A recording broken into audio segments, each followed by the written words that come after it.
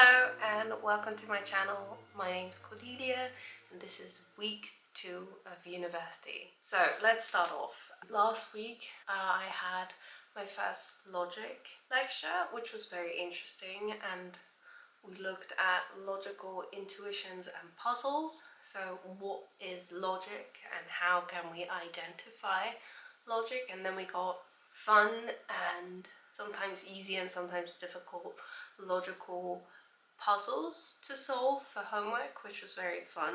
And coming today we're gonna actually discuss those puzzles. Then for hermeneutics we had our kickoff, and in our kickoff we looked at understanding and what we're actually gonna do and try and understand, and what it means to understand and how can you understand something. So we looked at the Oxford way of approaching texts and the Cambridge way of approaching texts. That means, as far as I understand, is the Oxford way of approaching text is to just look at the text isolated, and the Cambridge way is adding context to it, like the historical context, the author, and so on and so forth.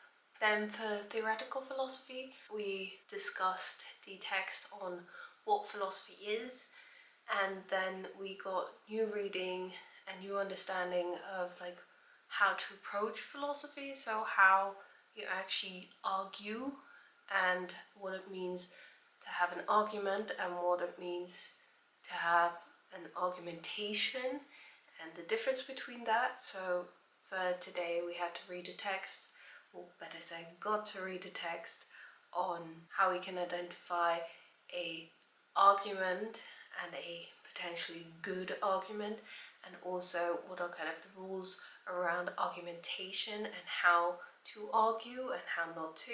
For practical philosophy we looked at air.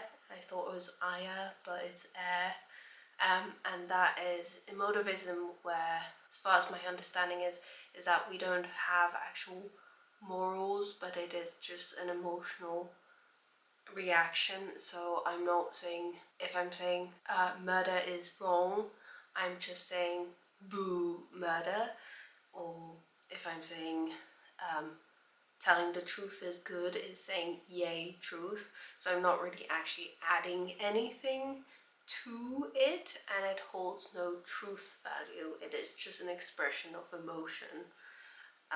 We looked at other theories where you do actually add something, so there is some truth value to it. However, it is always false. In German it's called Irrtumstheorie. I can put the English word down here. And so we looked at the differences between those two.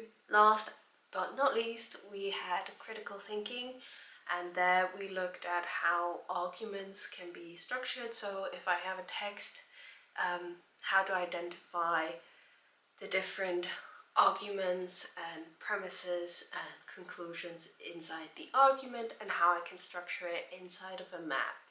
So one, reconstructing a map myself, and also identifying a map and if it's done correctly or not. So that was kind of a wrap up of the week. I'm very sorry. I got ill end of last week and I'm still quite much struggling with a bit of a cold and a cough, and so my voice sounds a little iffy. But I really want to thank you for watching. I hope you found it helpful and interesting, and I hope to see you soon, or next week. Probably next week. Bye.